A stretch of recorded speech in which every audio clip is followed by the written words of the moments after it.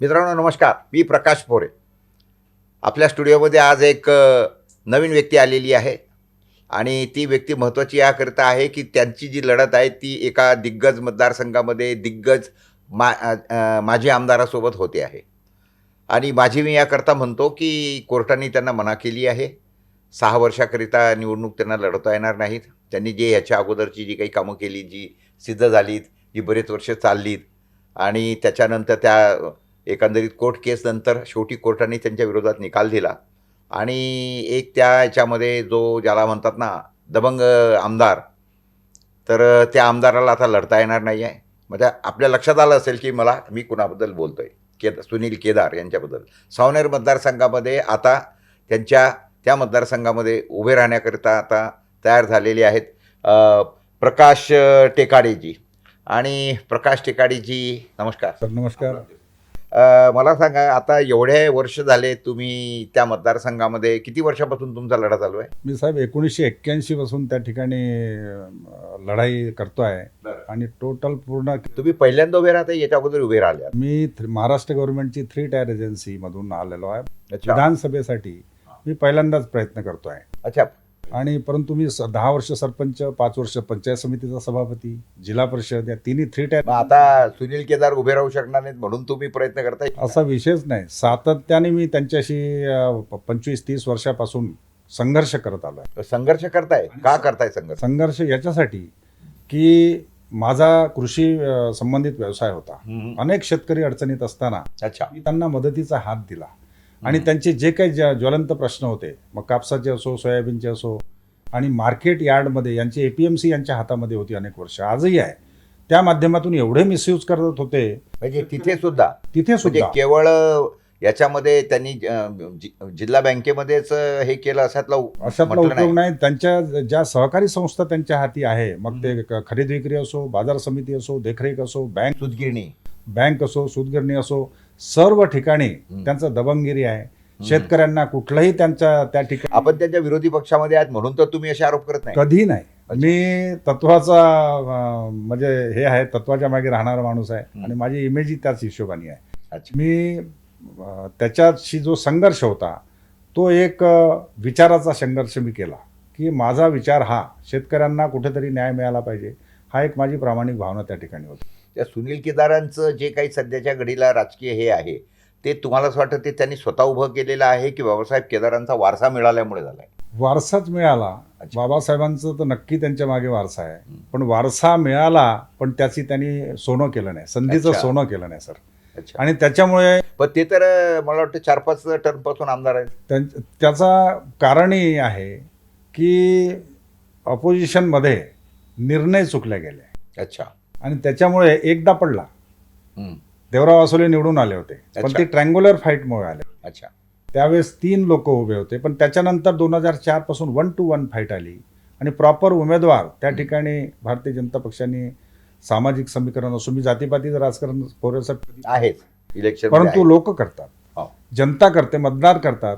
आणि म्हणून त्या हिशोबाने त्या ठिकाणी सामाजिक समीकरणामध्ये बसणारा उमेदवारच त्या ठिकाणी त्यांना मिळाला नाही. आपण म्हणता जातीपातीचं राजकारण मी करत नाही, तुम्ही नसाल करत, पण भाजप करते ना. भाजपा ही जातीपातीचं राजकारण करत नाही असा माझा विश्वास. आता तर हिंदू आणि मुस्लिम याच्याशिवाय भाजपाचं काही चालत नाही. त्याच्यामध्ये हिंदू मुस्लिमचा तो काही विषय नाही. आम्ही तर तो विषय कधी जनतेपर्यंत नेत नाही आणि भारतीय जनता पक्षही त्या विषयाचा नाही आहे, त्याचा प्रोपगंडा करण्यात येतं. अच्छा, असं मी म्हणेन. अच्छा. तर मला साधं सरळ सांगा की आता तुम्हाला सुनील केदारांच्या त्या मतदारसंघामध्ये तुम्ही कुठले मुद्दे घेऊन लढणार आहात? मी एक तर शेतकऱ्यांचा मुद्दा आहे, त्या ठिकाणी बेरोजगारीचा मुद्दा आहे. गेल्या 25-30 वर्ष बेरोजगारीचा मुद्दा तर पूर्ण भारतभर आहे, पण त्या ठिकाणी 25 वर्ष त्या ठिकाणी निवडून आमदार असताना सुद्धा एक साधं गव्हर्नमेंटचे कॉलेजेस नाही, कोणता हे उद्योग नाही. जे उद्योग होता सूतगिरणी, तेही बंद करण्याचं काम त्यांचीच होती. पण ते नुसतं गुरे कोंडाचा कोंडवाडा म्हणून त्याला स्वरूप आलं. खांडसारी साखर कारखाना बाबासाहेबांनी काढला होता. त्याच्यानंतर युती शासनामध्ये हे मंत्री झाले सुनील केदार.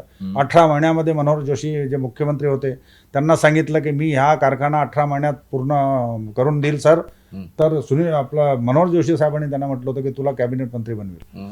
पण नंतर लगेच लोकसभा आली त्यांनी पक्षाशी बैमानी केली, त्यांना पक्षातून मंत्रिपदामधून बाहेर जावं लागलं. तो कारखाना तसाच राहिला. सूतगिरणी आजही तशीच उभी आहे. तिथे 1200-1500-2000 मुलं लागले असते. बेरोजगारीचा कधी प्रश्न चालू झालेच नाही. कधी चालूच झालं नाही. सूतगिरणी ते नाही बिलकुल ते युनिट चालू झालं नाही. आणि ते युनिट आता कोणाला तरी हँडओव्हर केलं. फक्त तिथे 15 मुलं काम करतात, जिथे 1200-1500 मुलं लागायला पाहिजे होती त्या क्षेत्रातले. 5 टर्म आमदार राहिल्यानंतर सुनील केदारांनी तिथे काही प्रगती केली कधीच नाही. त्याचं डिस्ट्रक्टिव्ह माइंड आहे, कन्स्ट्रक्टिव्ह माइंड नाही सर. अच्छा. आणि कन्स्ट्रक्टिव्ह माइंड नसल्यामुळे गल्लीतलं राजकारण आहे. अच्छा. म्हणजे गावागावामध्ये 2 गट पाडणे, झगडे लावणे, आणि आपला हेतू साध्य करणे. विकासाचा मुद्दा नाही. आणि माझा विकासाचा मुद्दा आहे. मी ज्या पक्षातून बिलॉंग करतो, विकासावर राजकारण तुम्ही म्हणता ते गटतटच राजकारण करतात. म्हणजे तुम्ही कुठल्या गटाचे किंवा तुम्ही कुठल्या म्हणजे याचे, ठीक आहे आपण जात मानत नाही तरी सुद्धा आपण कुठल्या? मी जातीपातीचं राजकारण पुन्हा सांगतो साहेब करत नाही. परंतु त्या विधानसभेमध्ये 3,17,748 मतदान आहे. त्यापैकी 1,10,000 तिरळे कुणबी समाज आहे, जिथून मी बिलॉंग करतो, सुनील केदार बिलॉंग करतो. दुसरं 45,000 धनुष कुणबी आहे, 23,000 माळी आहे, 17,000 तुम्ही कुणबी होट तिरळे कुणबी म्हणून सुनील केदार तिरळेच आणि कुणबी तिरळे आहेत ना? कुणबी मग आता तिरळा कुणब्यांना आता पण- एक पर्याय चांगला मिळेल असं तुमचं म्हणणं. हा, तिरळ्या कुणब्यांना पर्याय मिळेल. आणि निश्चितच ज्यावेळेस एक सीट आमची जी आली होती देवराव वासुदेंची 99 मध्ये, ते तिरळ्या कुणबीमध्ये डिव्हिजन झालं म्हणूनच ती सीट आली. देवराव असोले सुद्धा तिरळे कुणबीच नाही, ते धनुष कुणबी होते. अच्छा, ठीक आहे पण कुणबी होते.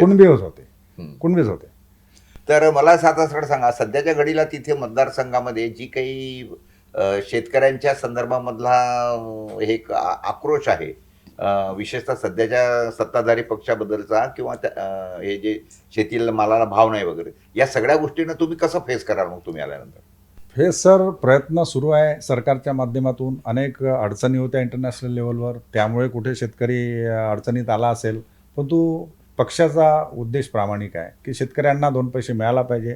MSPचे रेट खूप वाढवले, आधी खूप कमी होते. आणि आजही आता सोयाबीनच्या संदर्भात चांगला निर्णय घेतला की 6,000पर्यंत त्या ठिकाणी रेट मिळणार आहे. आणि तेलाचे भाव जरी वाढले असेल तरी आम्ही कस्टमरला सांगतो की तेल वाढलं पण शेतकऱ्यांच्या खिशामध्ये पैसे जाईल, सोयाबीनचे भाव वाढेल, असा प्रामाणिक प्रयत्न शेतकऱ्यांच्या संबंधात चालू आहे. आज MSEBच्या माध्यमातून शेतकऱ्यांना विजेच्या पंपाचं बिल माफ केले, फार मोठी उपलब्धी आहे सर. कारण की पंपाचे बिल शेतकरी भरू शकत नव्हते.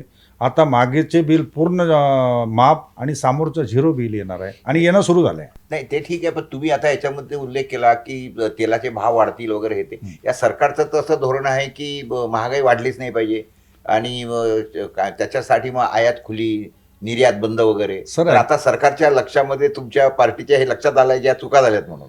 ॲग्रिकल्चर प्रॉडक्ट जे आहे त्याच्यामध्ये भाव वाढलेत, आमच्या शेतकऱ्याचा पर्यायाने फायदा होतो. हा, मग हेच आमचं बंद आहे. आणि म्हणून त्या मताशी मी सहमत आहे. आणि सरकार सुद्धा त्या दृष्टिकोनातून आता त्यांना ते चुका लक्षात आल्यामुळे आता त्यांनी हे निर्यात बंदी ते म्हणू शकत नाही. त्यांचे इंटरनॅशनल लेवलवरचे जे काही विषय असतात ते ठीक आहे, राज्य लेवलवरचे विषय नाही आहेत, येस सर, नॅशनल लेवलचे विषय आहेत.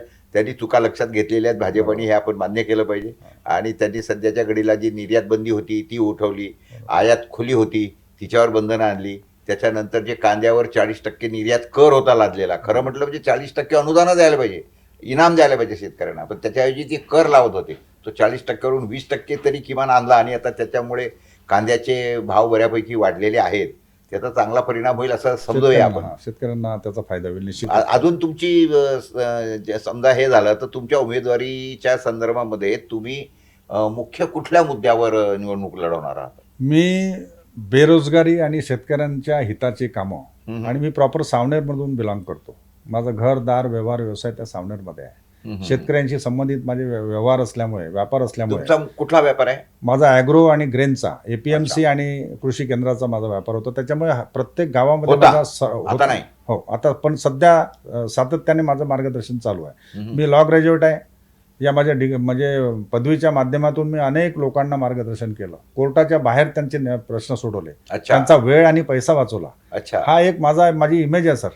मी म्हणजे जनतेचं भलं करणं कसं होईल माझ्या हातून, हाच माझा एक प्रामाणिक उद्देश आहे. आणि म्हणून पार्टीने यावेळेस मी मागणी करतो आहे. मी 2009 मध्ये थांबलो, 2014 मध्ये थांबलो, 2019 मध्ये थांबलो, पण यावेळेस माझी प्रामाणिक इच्छा आहे की मला पार्टीने पण तुमची पार्टीचं तर आतापर्यंत असं होतं की ते पार्टीचे कार्यकर्ते जे सातत्याने सतरंजा उतरत होते, खुर्च्या लावत होते, त्यांना बाजूला ठेवायचं आणि नवीनच आणायचे. सर निश्चितच लोकसभेचा जर आलेख पाहिला हम्म, तर या थोड्या मी तेवढा मोठा नाही, हम्म. परंतु तरीही रामटेक जिथून मी बिलॉंग करतो लोकसभा, तर रामटेक लोकसभेमध्ये तेच झालं की 2-2 उमेदवार असताना बाहेरचा आला. आला आणि तेच लोकांनी त्याचे फटके नाकारलं. लोक त्याचे भाजपला बसले बसले आणि ते आणि म्हणून, 9 वर आले एकदम. हा. इतकी 33 म्हणून वरून मला 9 वर वाटते, आले. मला पूर्ण खात्री आहे की आता अशा की चुका पार्टी अशा करणार चुका नाही. पार्टी करणार नाही. आणि शेवटी मी एवढा मोठा नाही की पार्टीच्या चुक्या मी दाखवू ठीक आहे. शकू. बरोबर आहे. चला ठीक आहे, आपण शुभेच्छा देऊया आणि येणाऱ्या दिवसांमध्ये सावनेरला जे मागील 5 टर्मपासून म्हणजे 25 ते 30 वर्षापासून जो सतत एकच आमदार मिळतो आहे आणि सत्ता बदल हा नेहमी सातत्याने होत राहतो. अँटी इन्कम्बन्सी फॅक्टर असते. नवीन चेहरा, नवीन विचार हा जर मिळाला तर निश्चितपणे काय होईल. आणि ह्याने ज्या काही बाबी लक्षात आणून दिल्यात की तिथला कुठला विकास झालेला नाही आणि एकंदरीत जे काही छबी किंवा हे त्यांच्या कार्यकाळामध्ये झाली सुनील केदारांच्या, ती निश्चितपणे तिथे बदलेल अशी आपण आशा करूया. नमस्कार, धन्यवाद. धन्यवाद सर.